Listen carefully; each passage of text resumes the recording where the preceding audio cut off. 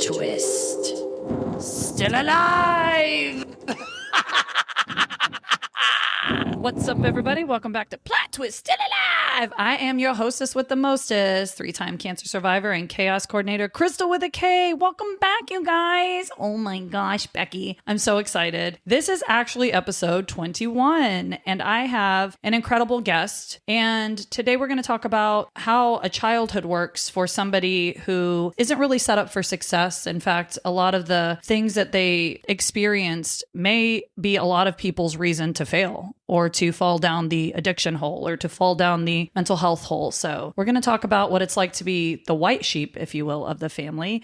And my guest today is Meg. Say hello to everybody, Meg. Hello, everyone. I want you to start by just kind of telling me what your childhood dynamic was and what that looked like for you. First, just to start, is I'm really good at getting really deep, really fast. The small talk, that's where I really struggle. Just cut the shit. Let's just get into it. So here we are. We'll just get real deep, real fast. It can get awkward. I can swim. Yeah. I'm ready, baby. Let's do it.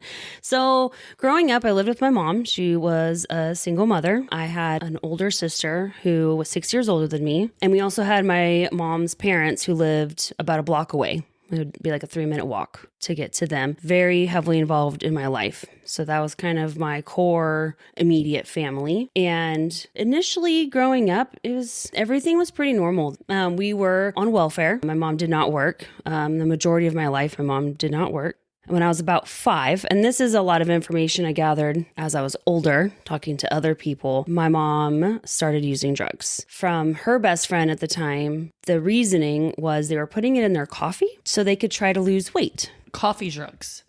Was this like no-dose or something? What was this? They were... What type of drug was Right. it? I mean, they were poor, so I'm assuming it was like meth, right? Because that's like the cheap stuff. Just jump straight to meth? I didn't even know it was meth like a thing or back then. like a, I don't know. We'll just go with meth. We'll go with meth. I'm pretty sure it was meth because I was like, my hometown is really, really small, really rural, Northern California town, but also really impoverished. Yeah, so I have to make a joke because that's what we do here. But the best part of waking up is some meth in your cup. Yes. Meth. Okay, sorry. That's great. No, I love it. Thank you. Yeah. Because it doesn't make sense to me, but apparently to them, they wanted to lose weight. So why not put a little bit in your... Sometimes things aren't bad in certain places, and like it's not looked at as a weird thing because other people around you do it, especially in some impoverished places. Like some things are just acceptable, including drugs, and it's just kind of par for the course in that area. So yeah, I don't know. I don't think it's acceptable. Anywhere at any given time. I guess people really like easy and convenience. So meth. That's how it started from what I've gathered. And pretty much everything kind of went downhill from there. I was sheltered a little bit from the knowledge that that's what was going on. But as time went on, it was like I was just forgotten because when your focus is your next hit, right? Because it doesn't just stay the little bit in your coffee.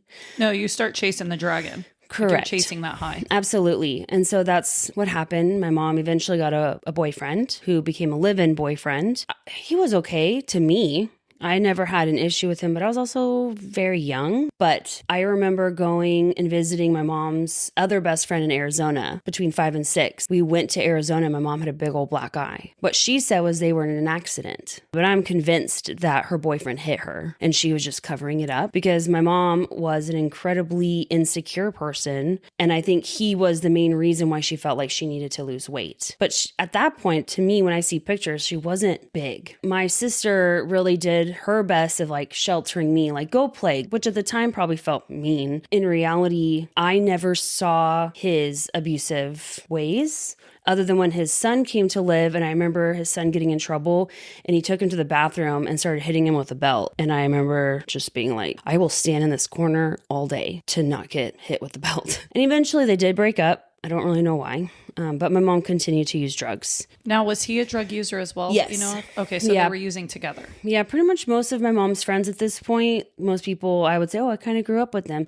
were all using. If it wasn't alcohol, it was definitely drugs. The biggest issue at this point, and it's hard because I don't think people realize that when you say the umbrella abuse, like neglect falls technically under that abuse. Umbrella. Because just because I wasn't getting yelled at all the time or physically getting hit. It's still a form of abuse because I often went to bed hungry. I didn't have clean clothes. Well, you're also being exposed to people using drugs and being taken care of by people that are under the influence of drugs or alcohol majority of the time. So if there was an emergent situation, they may not be able to help you. Right. Growing up, my sister really was like my hero. Like she was who I wanted to be. I loved her. I thought she was the most beautiful person, right? Everything about her. But as she was getting older, a lot of mental health things were coming out that I think between my mom and my grandparents, they just thought was like adolescence. Like, teenager acting out, rebelling. I mean, that's pretty normal, especially if they're in a house that they may not be getting attention because of what was going on in your house. Right.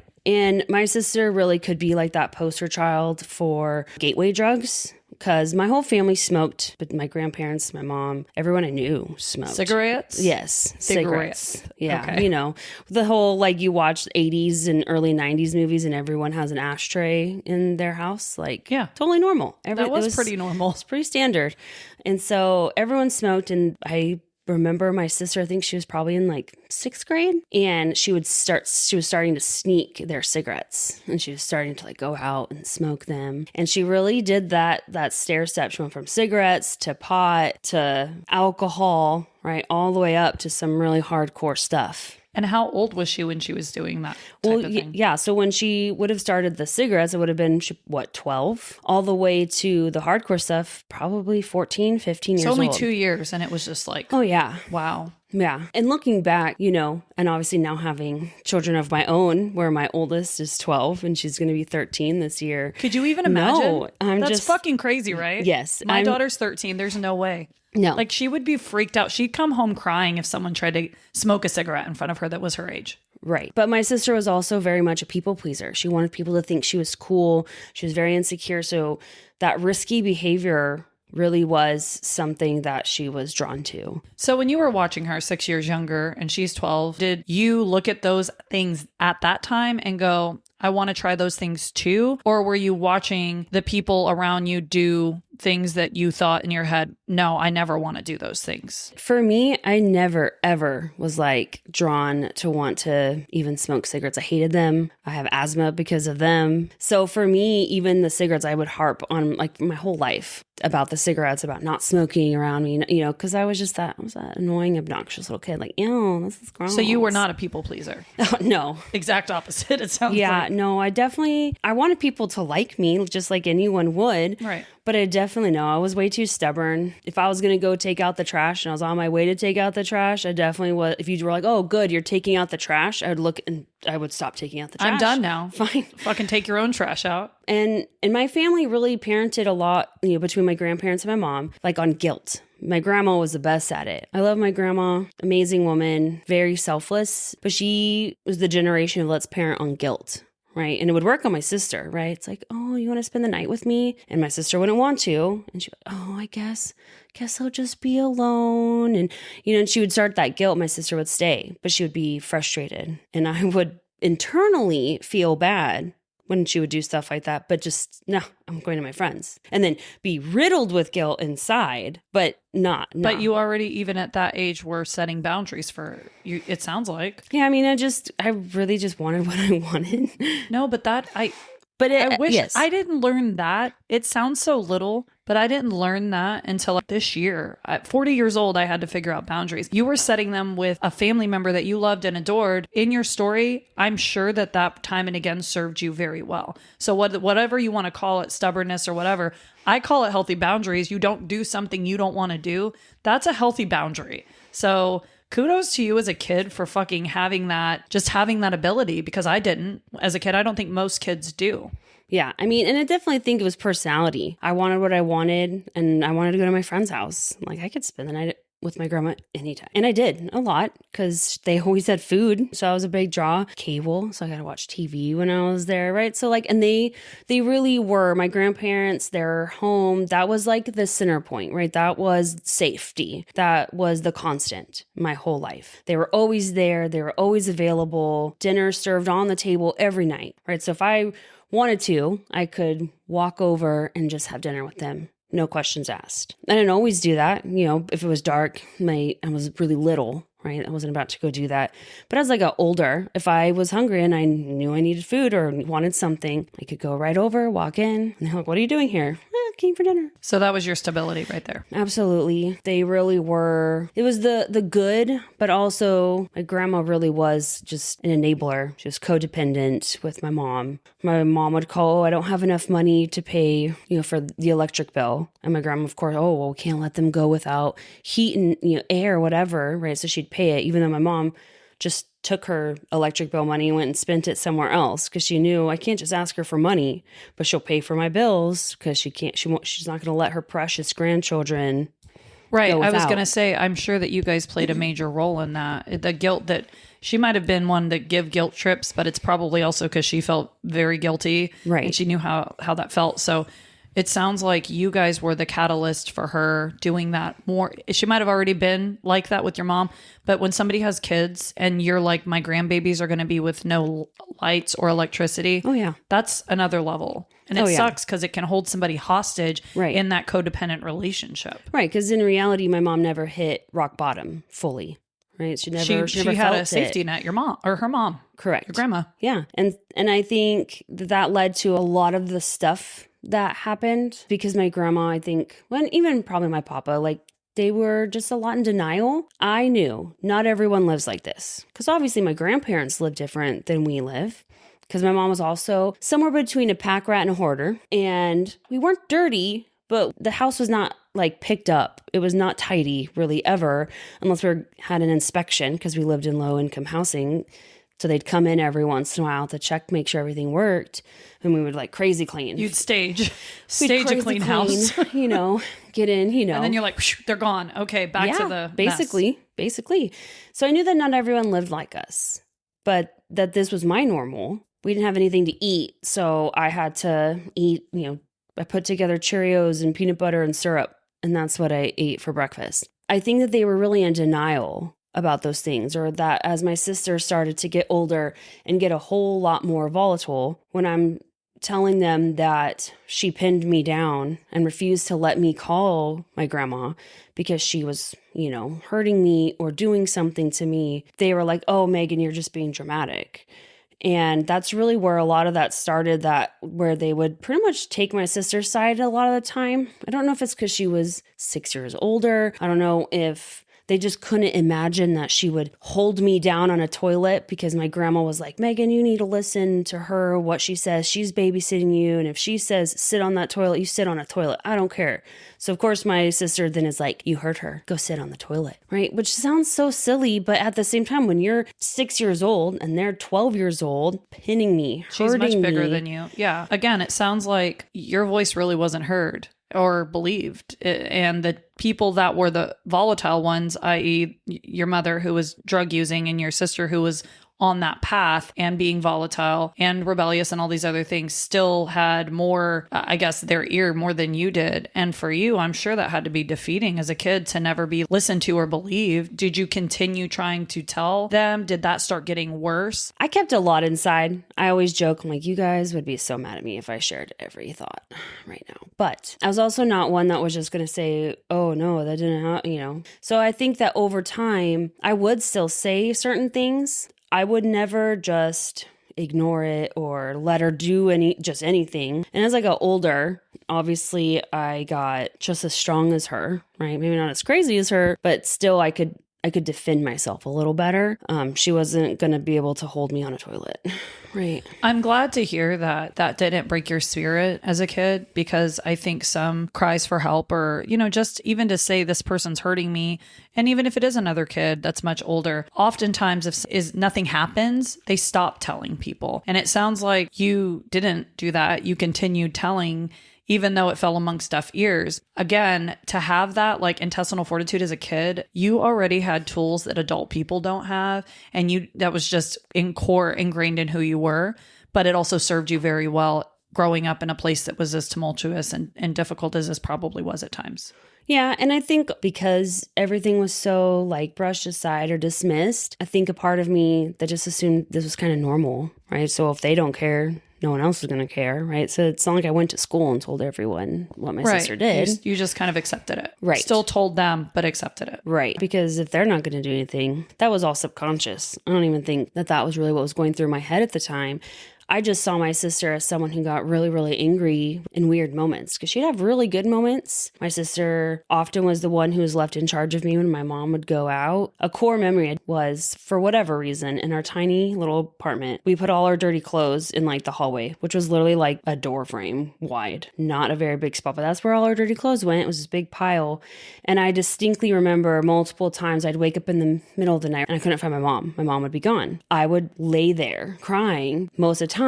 Who would find me but my sister, and who would take me back to bed? My sister. Who would climb into bed with me until I fell asleep? My sister, right? So even though she was volatile, it wasn't without compassion. And it sounds like she was the maternal figure in your life. Oh, absolutely. Because as time went on, and I don't mean like when I got to be a teenager, like I'm saying like 7, 8 years old, around that time, I distinctly like stopped hugging my mom. I think there was a lot of reasons why, but subconsciously it was, I don't want that. I don't need you. I very rarely told anyone I love you other than my grandparents. Still to this day, I still struggle. Like people, my best friends will leave. All right, bye, I love you. And I'm over here like, oh, I love you too.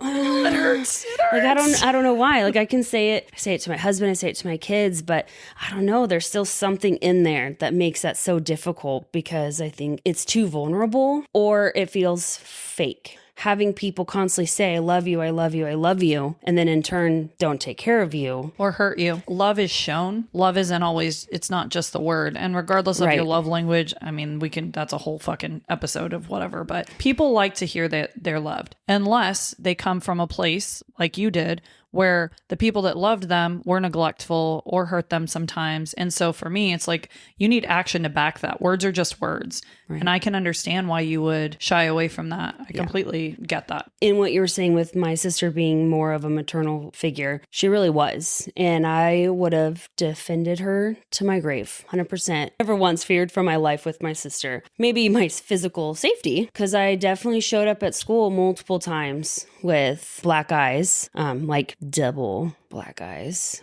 And I'd get called into the office. And one of the times, I think it was probably because they were kind of over me showing up with bruises. So it happened that often? I mean, even if it's like once every couple months, that's a lot. That's any black eye on a kid. But back then it was a little different, I feel like. Yeah, plus I really was a big tomboy. I mean, I was always kind of covered in bruises like a normal kid.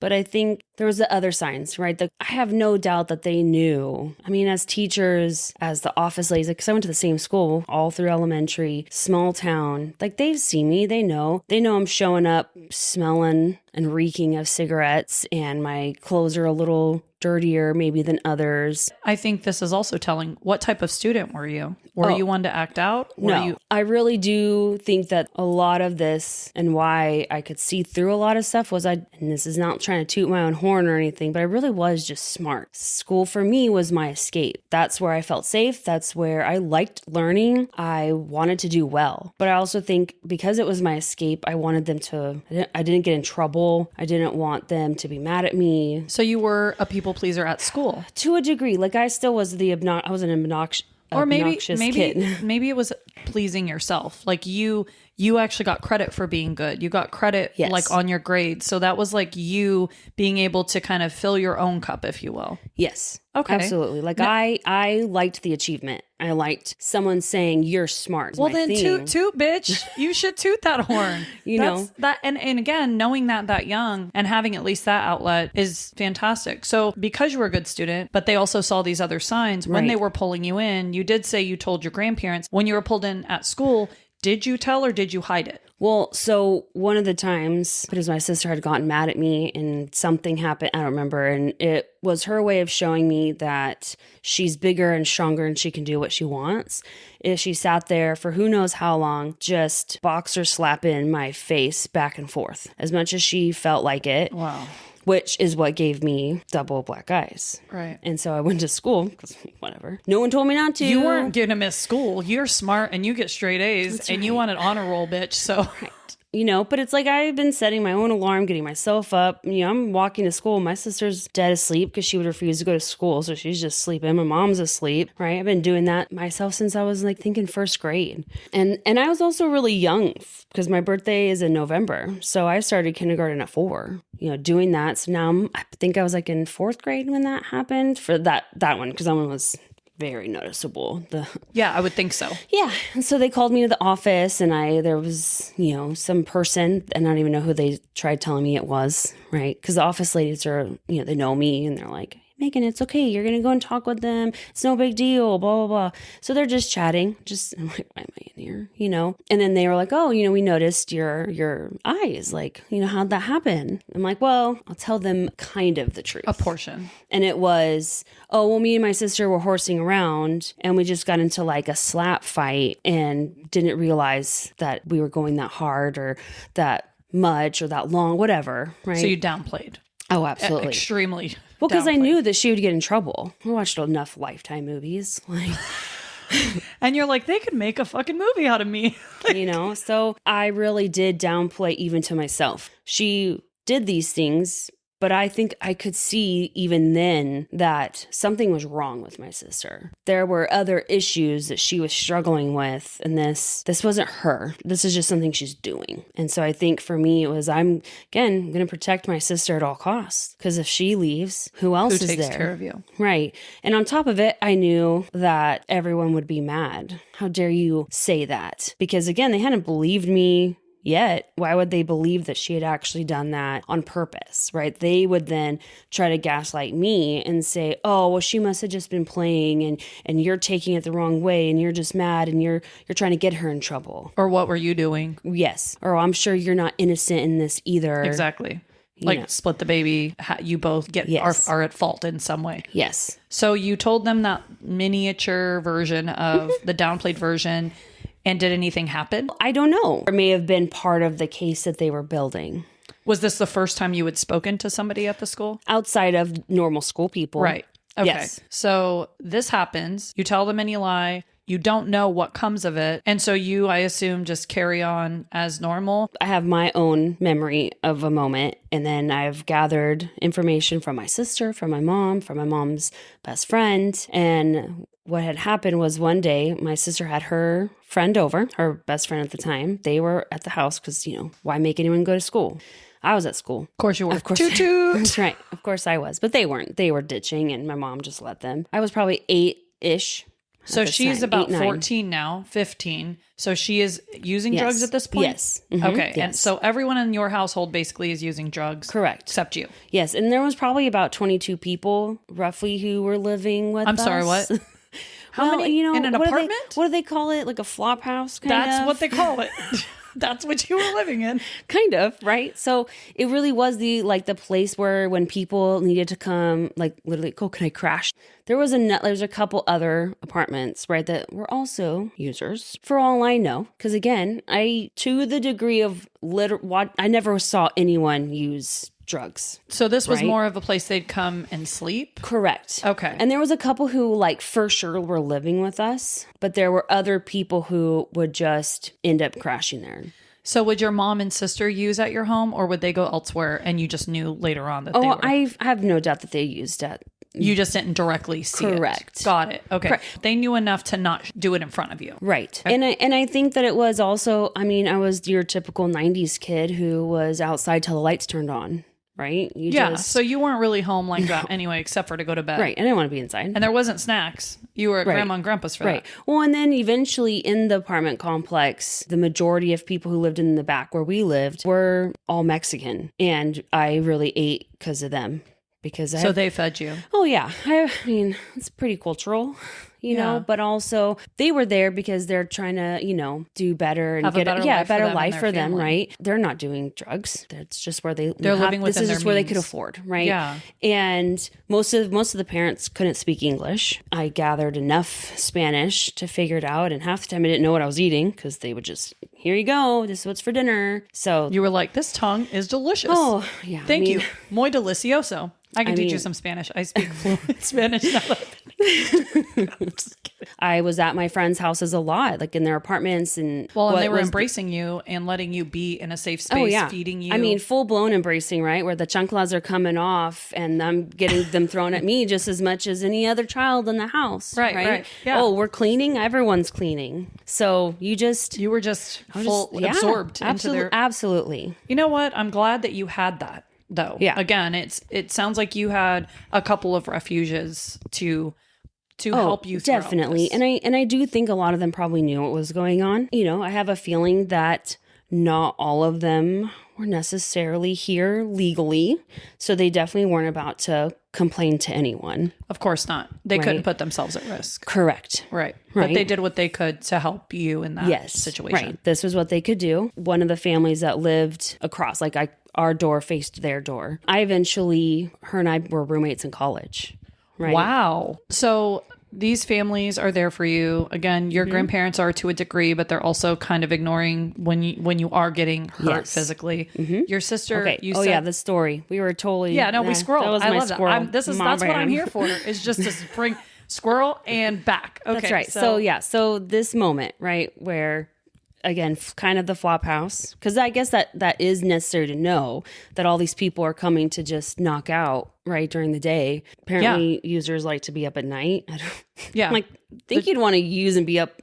Let's get through the day. I don't know, whatever. Be a productive user. Yeah, that's probably the ADHD in me who's like, oh my gosh, I want to be productive. That's the person that you can actually get a diagnosis for legal speed. That's right, because your brain works that way. But and it unfortunately doesn't feel like speed when I take it. Of course, it's the opposite effect. That's right. Yeah. So my mom and her best friend were going somewhere to run errands because my mom also didn't drive. She did not get a license until I was in 6th grade. And again, my sister and her best friend are still in the apartment. A guy that we always called Big Dave, he shows up right before they leave and he's looking for somewhere to crash. And my mom's like, oh yeah, feel free to go in my bedroom. You can use my bed. No one's there. And so he goes in. My mom's best friend's like, are you sure? My sister and her best friend, they're still in the apartment. Are you comfortable with them being here while he's here? She's like, yeah, he's just going to crash. He's going to be asleep for hours. Maybe I'll get lucky tonight if I let him stay. So that was really her motivation. So they leave. And at some point, Big Dave wakes up and he starts using. But he is using heroin. Up to this point, I don't think my sister had used that yet. They come out, he's using, and he asks, oh, do you want some? My sister's best friend is like, nah, I think I'm good. But my sister, she was like, yeah, I'll try some. Unfortunately, Big Dave is so out of it at this point. He is attempting to give her some. I don't really know. I wasn't there. I'm getting all this secondhand. But from what I've gathered is he did not do it well a lot of the times that he was trying until he finally did get it. But I think he attempted many times. But later that night, I am now home and my sister comes running out, yet screaming that she's on fire. Literally in our front room doing stop, drop, and roll, gripping at her arms, wiping them, trying to, as if she's literally has fire on her. Had you ever seen her do anything like this? Not to this degree. My sister definitely was a hypochondriac. Everything that was wrong with her ever, she was dying. She was very dramatic. Everything was exaggerated. So this wasn't necessarily out of the ordinary, but it was a lot more extreme. Yeah. And I remember looking at my mom are you going to do something? What the heck is going on? Because at the very least, she's obviously crazy. Rewind. Big Dave's there, helps her shoot up heroin. Who knows how fucking many times. Right. Your mom is now home. She just got home? No, we were watching, I think we were watching TV. So she had come home, y'all were chilling. Yeah. So when you told her, what are we doing or what are we going to do? What did she respond? Well, I didn't say anything. I just kind of looked at her. And all my mom could do was just sit there and go, oh my gosh, you're fine. You're fine. You're being weird. Stop being weird. Stop being dramatic. You're perfectly fine. And just kind of kept brushing it off. And so I thought my sister was just trying to get attention. Obviously, I know now that my sister was actually on the verge of overdosing. Holy shit. Drug addicts don't think the most logically. So in this case, I do believe my mom had that internal struggle of, oh my gosh, what is she doing? What's happening? And panicked. Because if this is what I think this is, I can't take her to the emergency room. So you guys, she eventually came to the conclusion shit, something's actually wrong. I think she knew. So no one took her in? No.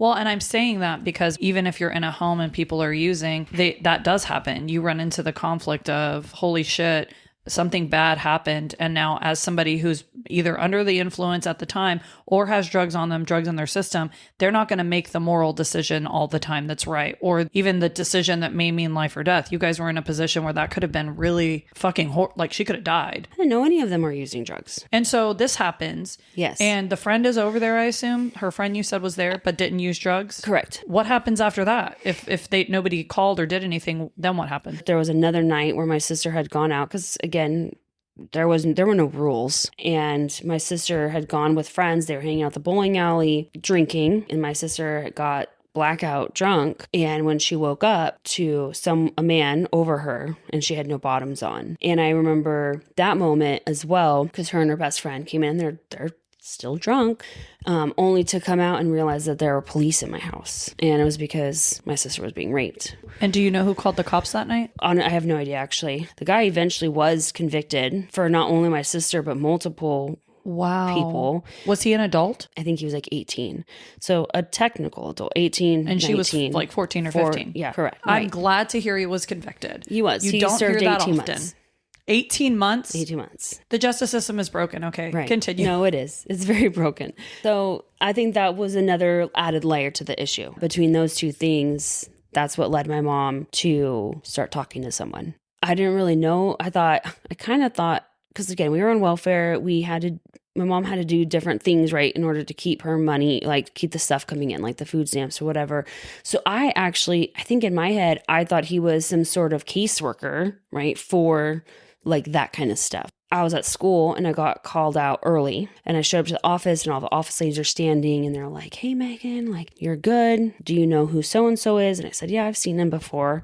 The same man that had been coming. And they're like, "Well, he is a police officer, but he's like a social work police officer." It was like he did both. Like he was technically a police officer, but his main thing was social work. They're like, "You're going to go with him and he's going to explain the rest on the way." But like, I think that they were trying to reassure me that you're not just going with a stranger. Like, this is okay to go with this person that you may or may not know. Yeah, I mean, telling you that they're law enforcement, you automatically, especially as a kid, trust that. You're like, okay, like this person, and you had seen him a lot, so I'm sure that him not being a complete stranger might have helped a little bit. I don't know. Right. So we walk to his vehicle and we get in, and he is like, do you know, like he starts just asking questions like, "Do you know what foster care is?" And I said, "Yes." Again, watched enough Lifetime movies. I know what that is. I love that our education is based on fucking Lifetime movies. I mean, which is like the worst case scenarios. Right. But again, Right. I absolutely believe now. I say that as a joke all the time. Like, I lived in a Lifetime movie for a little bit. Kind of. As did you. Yeah, a little bit. So he's asking, "Do I know what that is?" I'm like, "Yeah, I do." And he's like, "All right, well, we're going to be going back to your house." He's like, "Your mom and your grandma are both there. They've packed like a bag for you with your stuff in it because I'm going to be taking you to a foster home." He's like, "So when you get home," essentially he just said, like, you can hug your grandma, you can, do whatever. He's like, "But you're not allowed to have any physical contact with your mom." In my head, I was like, Okay. Like, I would have, right? Actually, in my head, I was like, "Oh, good, an excuse." And so when I showed up, I remember because they're both like just bawling, right? Just hysterically crying. And I'm just like, why can't I go with my grandma? Like, this doesn't make any sense. But they did. They had a bag for me, and I grabbed it and said goodbye, hugged my grandma, and then we left. And he's like, on the way there, he's like, "Do you have any questions?" And I was like, "Well, where's my sister?" And that was really the only thing I cared about. And then he said, "Oh, well, she's going to a group home." I'm like, "Well, why can't we go together?" And he's like, "Because," I don't even know how he worded it, because no one told me what was going on at all. I think I was like a 24 hours in the foster home before I finally got told why I had been removed from my home. So when I showed up to the foster home, she was a teenager. She was another foster child in the home as well. And then they had a biological, like 2 or 3 year old. I think she was 2. So it was actually the other foster child. She's a teenager, but obviously still a child, she was the one that actually told me. She's like, "Well, I overheard everyone talking before you came." Because I was like, "I just want to know why I'm here. Like, why won't anyone tell me what's going on?" And again, we're talking to, a 9-year-old at this point, but also a 9-year-old who had been taking care of herself for years now. I felt at the time really smart. Like, why are they treating me like Like a kid. A kid. Yeah. Right. And so she was just like, well, I overheard them talking, and I'm pretty sure it's because your mom and your sister have been using drugs. And I just was like, you did this? Like, really? Like, I thought we were smarter than this, and I just remember getting so angry that here I am having to sleep in some stranger's house, that like now I have to be the kid who goes in foster home, right? Like, so up until that point, as a kid, as a 9-year-old, did you know they were using drugs? Or No. did you? So this was like a shock to you. This Yeah. was like, holy shit, what? right. Okay. Yeah. So this was like the fucking wool is ripped from your eyes, the white Yeah. sheep That's of the right. family. And so this is all brand new to you. And I'm sure as you continued over the next few years, I guess you would go back and start looking and realizing, Oh, yeah. oh, wow. So if they did drugs, it like helps you connect the dots Yeah. more. Oh, definitely. And even now, like I can still, from that point on, you can see it. That innocence is gone. Oh yeah. It was an interesting like shift though, because once I knew that and I understood all that had happened, that timeline before, everything, the way we were living, all that stuff, from that point on, like I remember going to friends' houses later in situations and being like, nothing is actually like wrong. These people are on drugs. It's like a new sixth sense that had been opened Spidey up. sense. Oh yeah. You're a dog. You're like a drug dog at this Yeah, point. kinda. just sniffing them That's out. right. I do want to say this. Being an addict doesn't make you a bad person. Correct. And a lot of people that are addicts, a lot of times they just do not have the help that they need, and they're using it as a coping mechanism. Right. Not always. I don't think it gives anyone the right to Correct. abuse or neglect their children, and you are still putting an addiction over your kids. Right. That being said, you're not intrinsically bad because you use. No. Mm-hmm. You're in a foster home. Your sister's in a group home. Your mom, I'm imagining just from my own experience with CPS, is probably getting a plan of action in order to get you guys back. Yes. Because they almost always, unless it's something insane, give a parent an opportunity to earn their children back. Right. Well, because that's the number one goal is reunification. Right. Even now. Statistically, it is more harming to a child to be removed from their home indefinitely than to not be than to have stayed.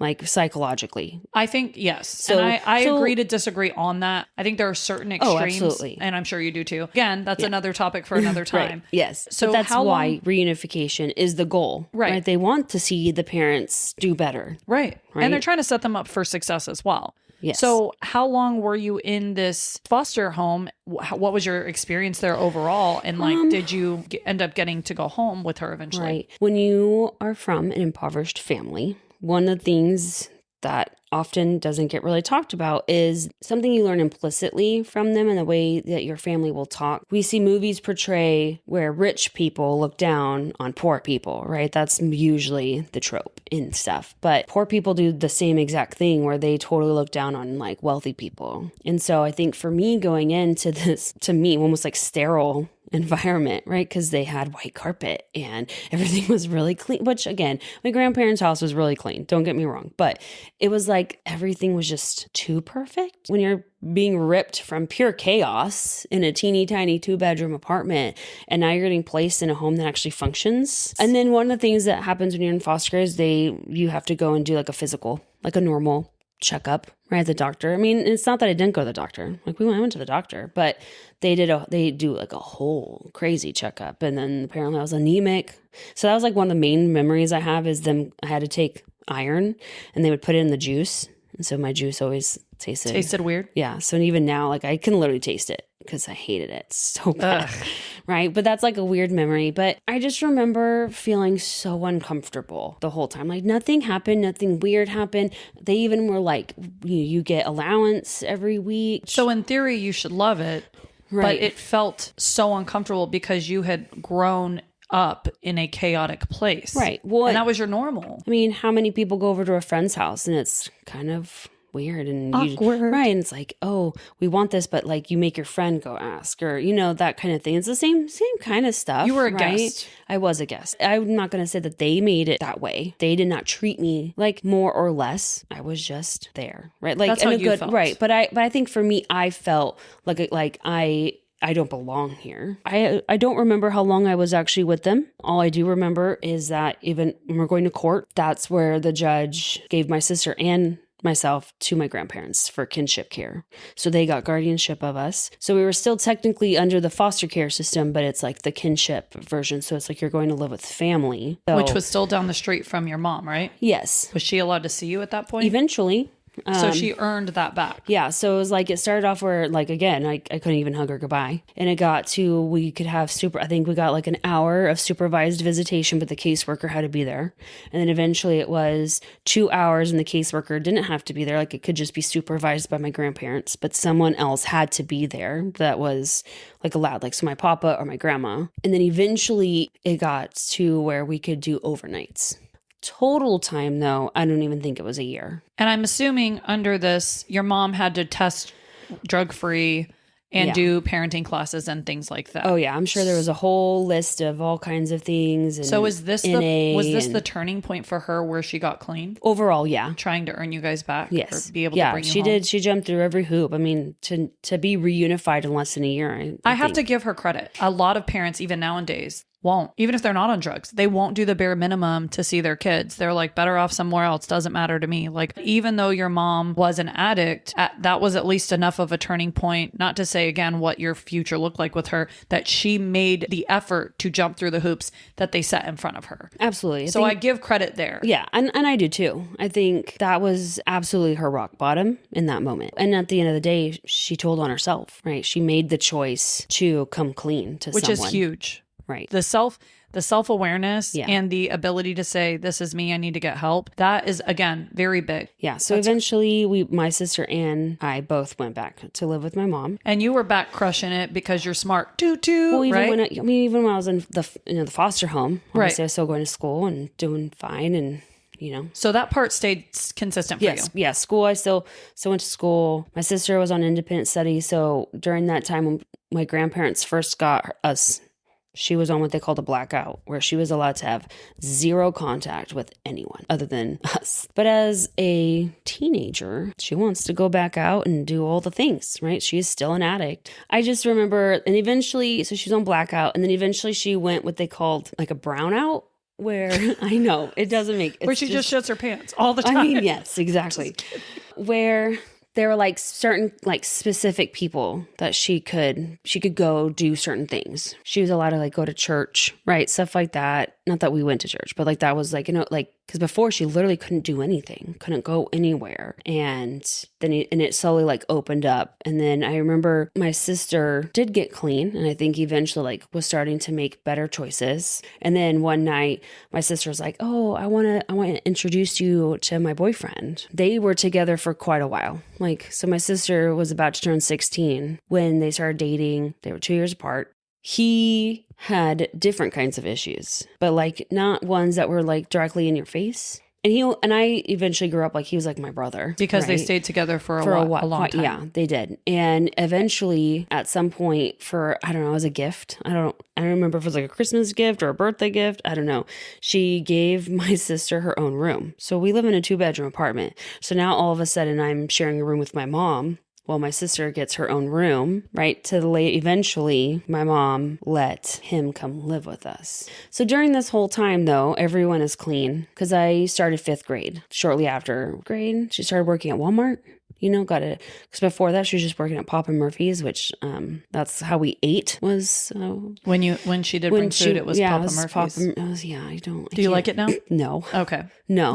We had it so much that our oven, no matter what you cooked in it, would smell like Papa Murphy's. And every food that you ever ate. Corn dog tasted like a pizza. Kinda, even and then now. you're drinking your iron juice to wash it down. Right?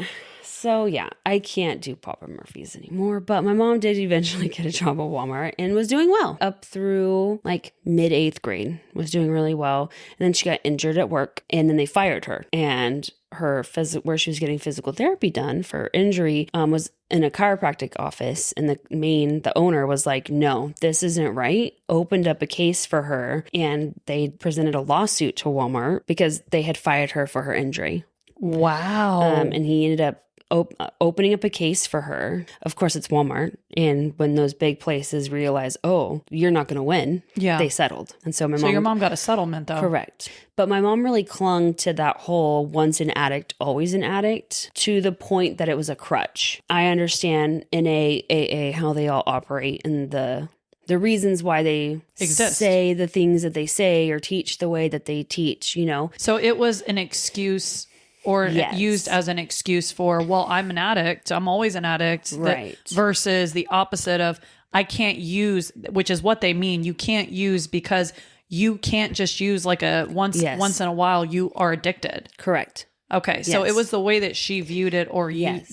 That's rough. So from there, I can look back and realize that although she was clean from like illegal drugs, I do recall when my grandma would go in for surgeries. My grandma hated Vicodin. I absolutely hated it. It would make her sick, so she'd never really take it. But then my mom would come and I would all the time, oh, you know, Mom, my knee's been really bugging me. Like, do you think you have like a couple extra Vicodin that I could just, use until, whatever. Because every time she'd go to the doctor and complain that her knees hurt or whatever, what are they going to tell her? Take some Tylenol. Take some ibuprofen and lose weight. Because at this point, my mom is now like genuinely morbidly obese. Okay. So she moved on to using pills. But it wasn't, it was more like when she could get it. And I think when she could justify it, right? It wasn't like all the time. It was just when she could, but it was enough that hindsight, I can see it. The path was a little dizzy for her. Right. It wasn't just a clean, straight, narrow all the way out. Oh, and then everything turned into a perfect dream. And, right. I mean, she was still struggling with addiction. Yes. And what about your sister had her boyfriend move in? Was your sister, even though she was clean, still volatile? How you were describing it, correct me if I'm wrong, is like she was your sister and you always loved her. But then when she'd have these like volatile moments, she'd be like, I don't know who that is. Like it's almost a disconnect from your sister. Yeah. Did she continue that path? And what happened with that? Yeah, absolutely. It probably was just a little better maybe because she had different outlets, right? She had therapist. I think at that point she was now on like anxiety medication. So they were treating her for something. So she was, so she had some treatments. She had some other outlets. Obviously now she has a boyfriend, like that kind of stuff. So she would still have those moments where, because everything was just a big deal. Everything was always intense, right? So we're talking like we're swinging from one extreme to the other. Yes. And she would sometimes get maybe a little manic. It wasn't like it would make sense why she was there, I guess. Like it wasn't just out of the blue and you had to wait for her to come down. Like it wasn't quite like that, but it was very like when her motivation, her acting, anything that she did was all based on her feelings, right? Everything had to do with how she felt, which meant that if she felt like this happened, that's what happened. That must have been her perception for everything that was right. And she couldn't make room for other people's view or perspective. Right. Or feelings. Or stepping outside of herself and saying, correct. Oh, maybe I could see how you took it that way. Right. And she very rarely would put other people's feelings before her own. And her boyfriend was also a little bit volatile in his own ways, but it was hard to see because, again, I was still a kid and I was still outside till the lights turned on. And I guess this is normal, right? Is it not normal for parents to let their 16-year-old daughter's boyfriend move in? Like, I don't know. And then no, it's not. It's not. I know this now. But really, the pivotal moment for my sister came when she got pregnant. And she got pregnant at 17. And it was fine. The town you live in, the family you're growing up in, like, it's not ideal. But it is what it is, kind of thing. And hey, at least he's committed to her. He's living with her, right? And they want to be a family and all this stuff. So she turned 18 during the pregnancy, and at some point she went in for the normal anatomy scan, and they're like, something's wrong. But our devices aren't advanced enough to figure it out. We just know something's wrong, so we're going to send you to this crazy doctor's office in Sacramento where they actually have what you would need, right? It's just a fancier ultrasound, really. Right. They go like a level 2 scan. Yeah. So they go to that. And again, she's 6 months pregnant now because by the time she gets the appointment, and being told that her baby has a chromosomal issue. I don't know. There's a couple of trisomies. That one means the baby's basically born A lot of times you can see it in their heart and their brain hemispheres. Yes. So that's, so they only had 3 chambers in the heart. Yes, and the either brain they hadn't die developed immediately when they're born, or they live a really terrible life for about a year and then they die, typically. Right. And so when they're telling her all this, again, she's 18, boyfriend's 20. Oh, God. My family has no idea. And they've never been good at advocating. But then again, I'm in 6th grade at this point. And I just remember her talking about how everything just moved really fast, right? And she kind of got presented with all this stuff as if she had no option. Basically saying that, like, this is what's going on with the baby. Even if it's most likely going to be born stillborn. And even if it's not, it's only got like a 5% chance of living an hour after it's born. And even if that, and it's like they're just giving It's terrifying. It is. I had a full test when I was pregnant with my first child, and it scared the shit out of me. But in 2 weeks, I had the level 2 and everything was clear. If they went to the level 2 and those things were there, it's essentially a non-viable pregnancy is what they call it.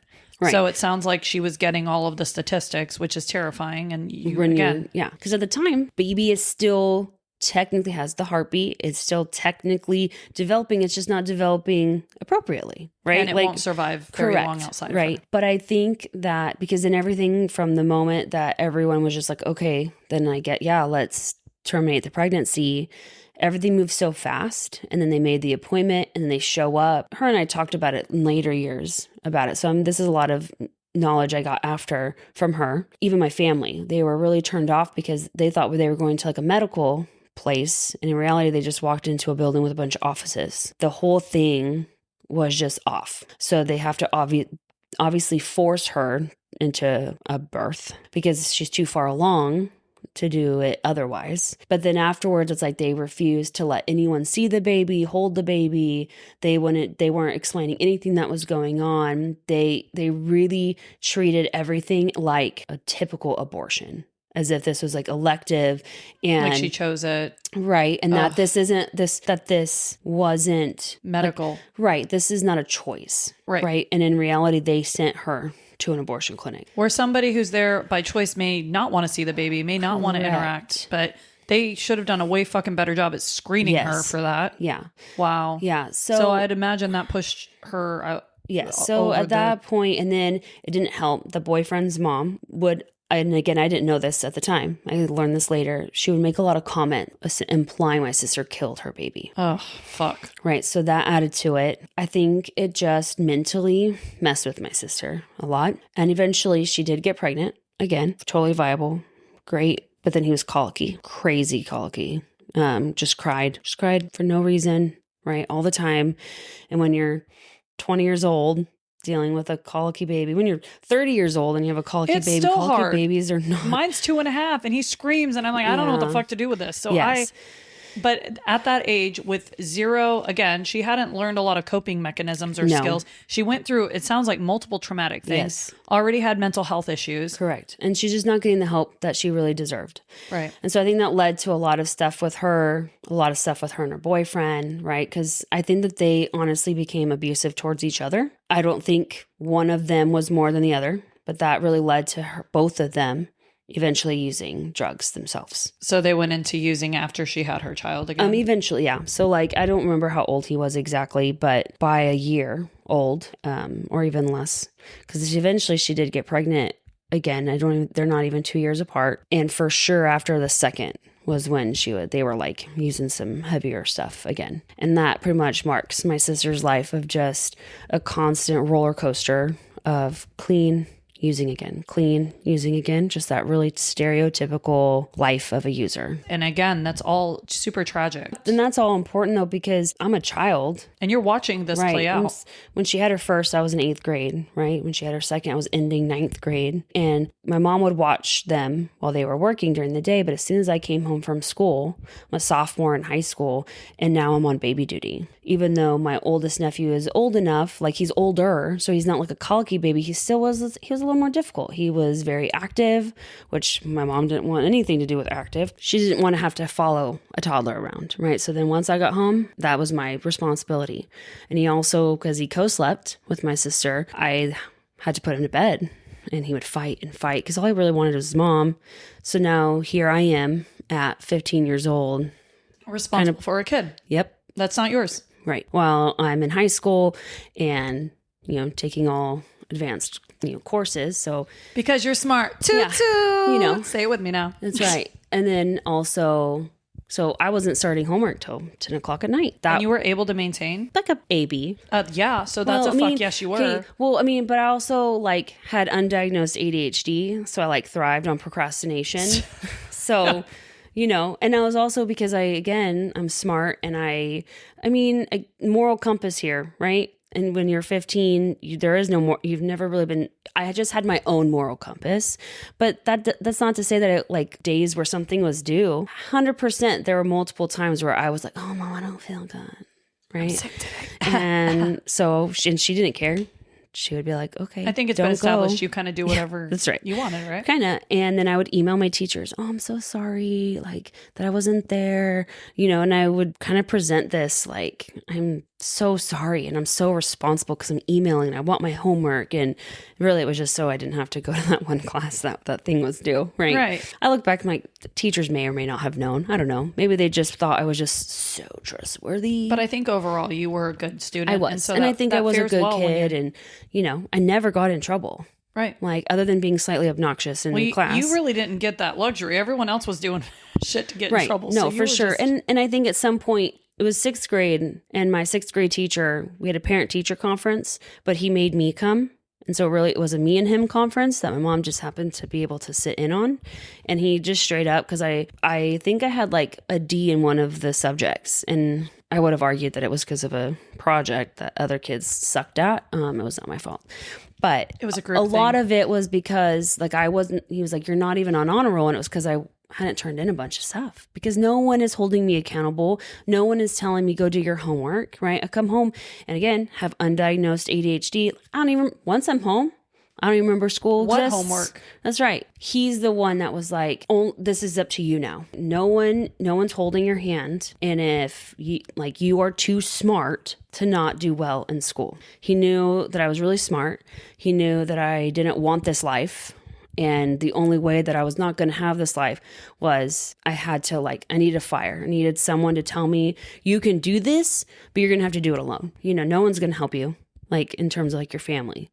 So at that point, that was really for me, I wanted out and the only way out was going to be school. The only way out was if I went to college. That's a good fucking teacher right there. Oh, yeah. No. And especially of your mom sitting there at the same time and still say it in that way that made an impact clearly that lit your fire through the rest of school. Right.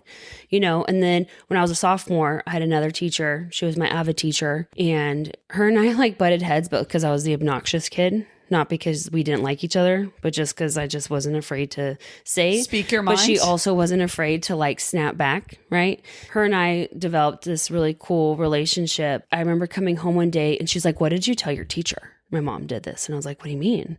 She goes, well, your AVID teacher just called and yelled at me saying that I need to stop making you take care of the kids because you're clearly tired and whatever. So my teacher had called and was like, whatever you're doing, can you remember that Megan's a child still and that she needs to focus on school and not taking care of her sister's children? I was like, I didn't say anything to her. I hadn't really said anything to my teacher. Nowadays, a teacher could never. No. But that is, fuck yes. But of course, I got yelled at. Well, yeah. Right. But for me, all it did was it solidified okay, I'm seen. Yeah, you're validated. Right. Right? It validated you knowing that I'm not supposed to be taking kids at 15 years old. I'm supposed to be focusing on school. Right. And that same teacher helped me. She couldn't make it because she was a principal in a totally different city at the time, but she couldn't make it to my wedding. But she sent me a little bit of money to help me pay for the rest of my wedding dress. Well, hold on. You're skipping to the, I know, but I have to, because this teacher is awesome. Yes. No, I want to give this teacher so much credit because it sounds like she was a real one. Oh yeah. And it sounds like she stayed in your life. Oh yeah. Even now, she just visited me here in Texas a couple years ago for my birthday. But she had a hand in helping you get out of that. Mm-hmm. Obviously, spoiler alert, you're fucking okay. You are well over okay to me, above and beyond. So let's fast forward to kind of where everyone is now. Yeah. So you graduated from high school, I did. I'd imagine. Yep, at 17. Yes, at 17. At 17. Snaps and claps. And then you went off to college. Yes. And you got a degree in what? Psychology and child development. Huh. Crazy, isn't it? Yeah. And what ended up happening? Brief overview of what ended up happening with your mother and your sister. Their life choices really got the better of them. It's like they tried. They were trying really hard. When you have a poverty mindset, you have a mindset of, I'm a victim. I don't want to be a victim. I mean, we are victims of things, but there is definitely a difference between having a mindset of... It's a mentality. Yes. And I think that they very much live in this, everything is not my fault. It's not my fault. Everything happens to me. I can't do anything about it. And I didn't want to live like that. I do know that some things do just happen to me, right? That I didn't cause. I'm not the reason I got put in foster care, right? That's something that happened to me.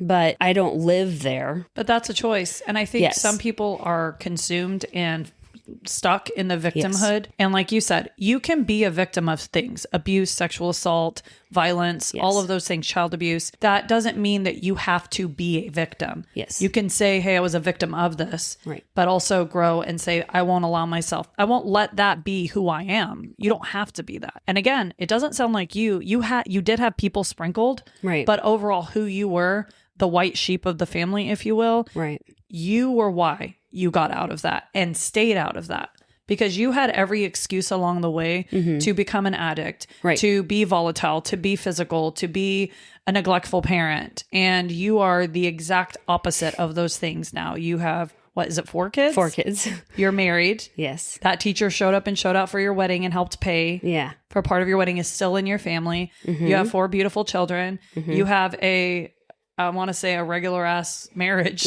not like a super it's volatile, pretty normal. Yeah, normal run of the mill in the best way. In the best way, yes. Which I'm sure you felt extremely uncomfortable with for years, being with a regular person.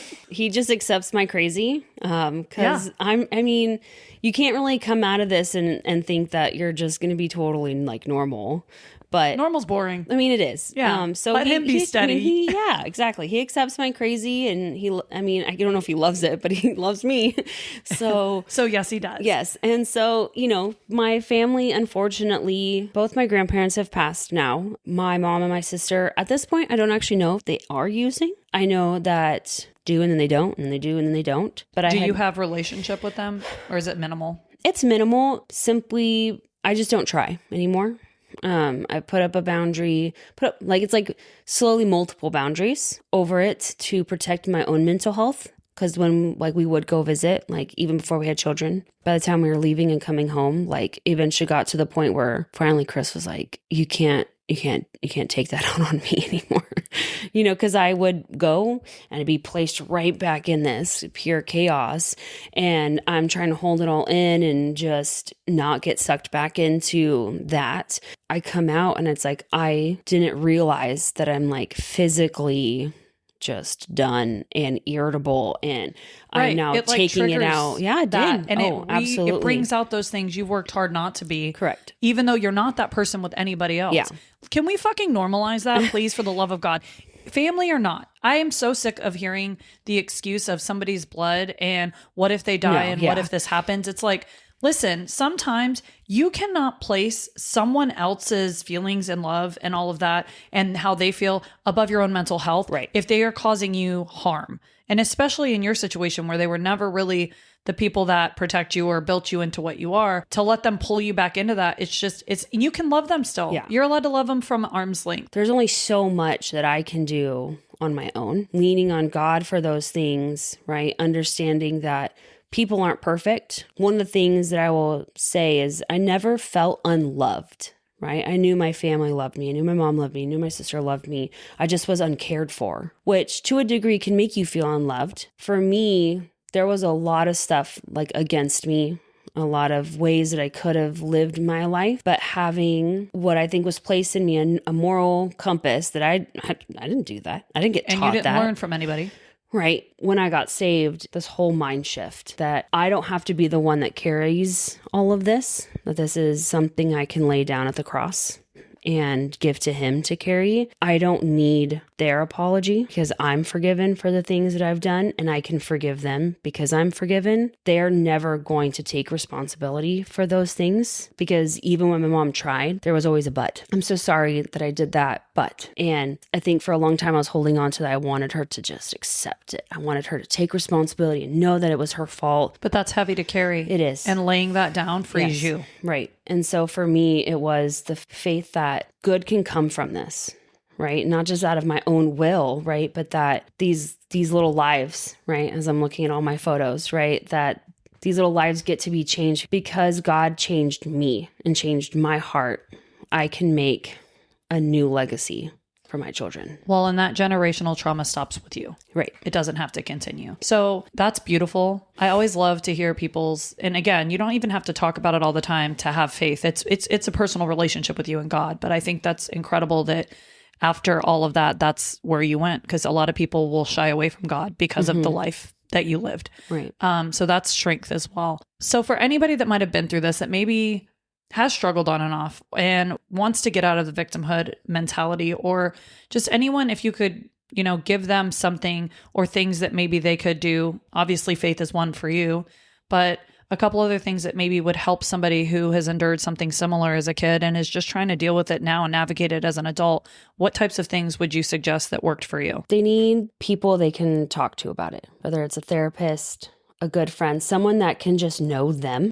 My best friend is that, where it's I can call and say something or something I'm dealing with, and I don't have to give this huge backstory. Having someone in your corner that you know is going to be there is so important, because you don't want just a yes man, right? It's not just someone, hype people are super awesome, but you need the person who's going to be like, hold up, I think you were wrong. And you're acting or you're wrong. Spiraling, or correct. Yes, right. They so know. You need someone who knows you, whether and it's will your be real. husband, your best friend, someone that isn't just gonna, oh yes, girl, yeah, you, yeah, that's right. Like, because that gets toxic.